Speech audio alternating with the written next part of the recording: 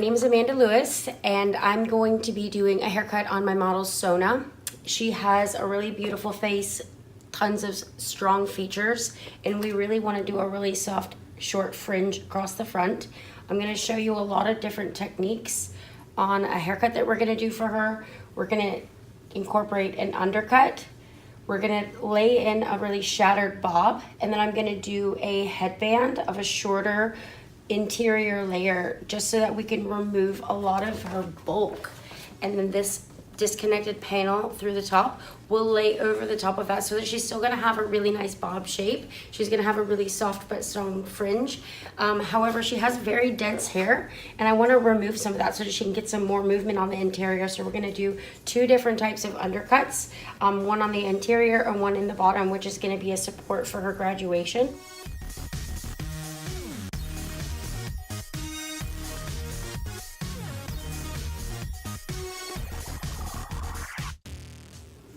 I'm gonna do a round graduation technique and remove a bit of this weight, but leave a graduated shape so that it can support everything. I don't want to do an undercut that's just completely shaved. I want it to grow out really nice.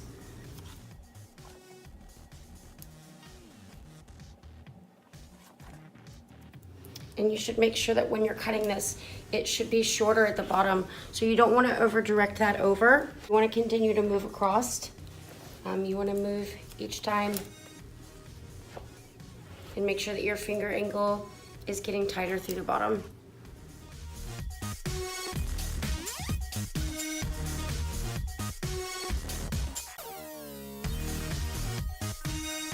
On the opposite side, your finger angle is going to go down, but it's going to stay the same angle, and I'm following the shape of the comb. Like I said, we want it to get tighter through the bottom.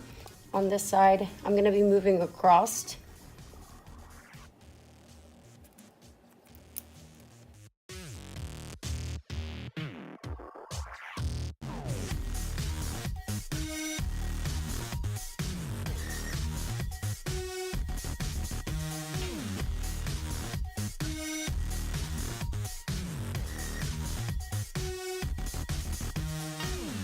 So I'm gonna start this bob in the front.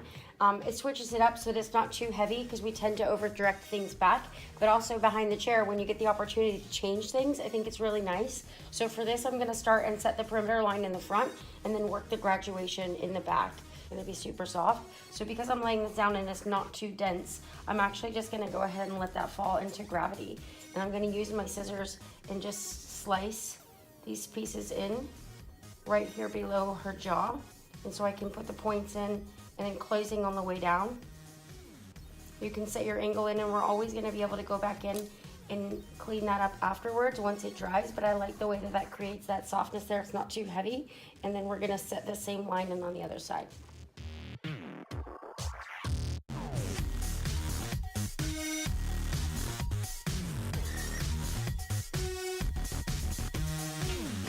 I love using my comb to be able to establish the line for what we're looking for.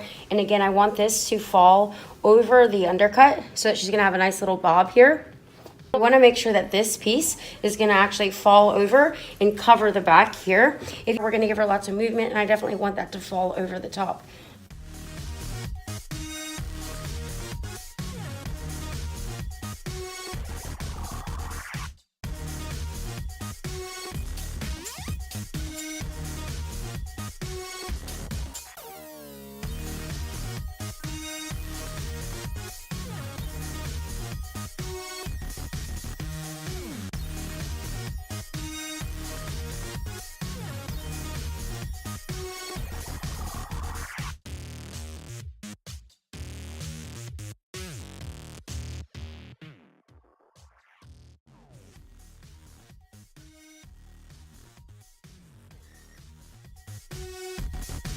Again, make sure that you're over directing back so that you can gain some length. We don't want too much, but dropping your elevation through the side is going to make sure that you get your length and then it doesn't cause a jump. And because we're at the mastoid process, I'm going to use that as a stationary over direction.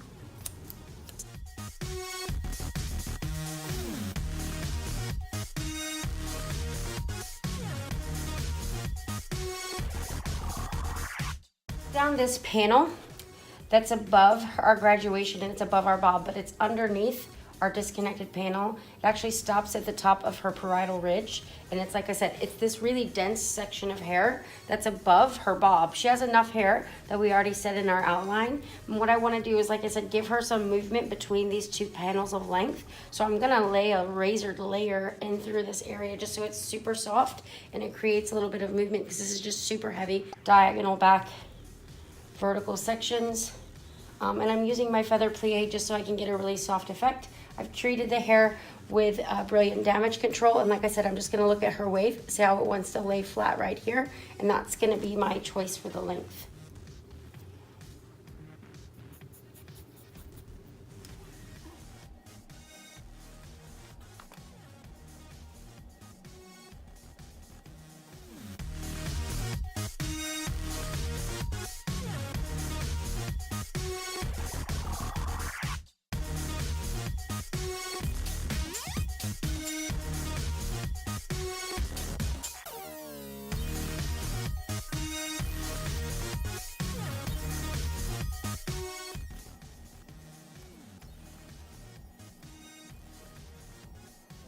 Because we laid this down super blunt in the back, and now I'm gonna flip into what we were doing through the sides. So see, these pieces are actually gonna lay over what we had before because of the sectioning. So they come across here, and that's, again, laying over what we had cut before. I really like to do that because it gives you the creativity and the freedom. So if you want to do something really, really crazy, if you're doing a photo shoot, or if you had somebody who's a bit edgier, like I said, you can have something that now is gonna fall over those pieces and those bits that you set in before on your line, and we're gonna refine them up when everything's dry.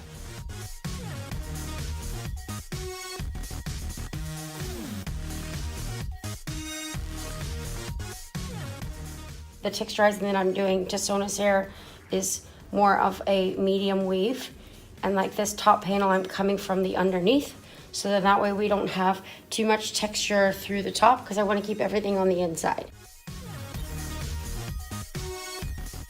Set those channels, and then that way you can duplicate that when they come back in the salon.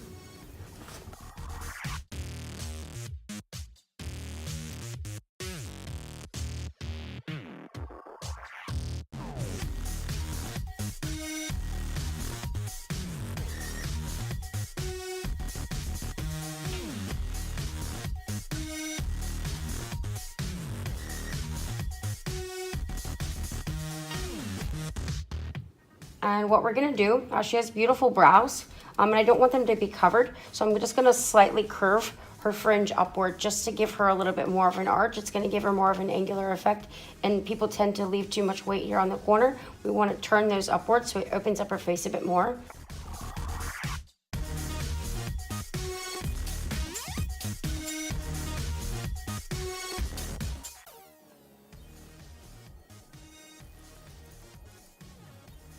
Brought another section down, and I'm going to tip her head back slightly so that I don't have to come down as much.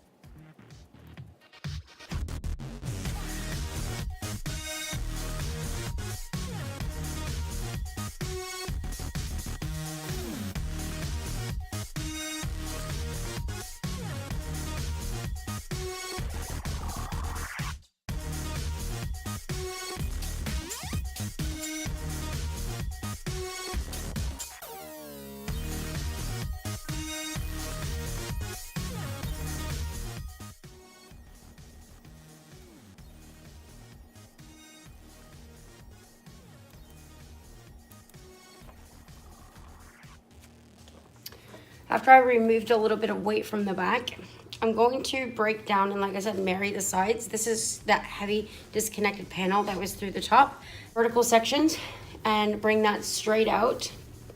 And I'm going to just marry the texture in between these two. I don't want to lose all of my length, but I want to go ahead and remove some of the weight and just collapse the sides in a little bit.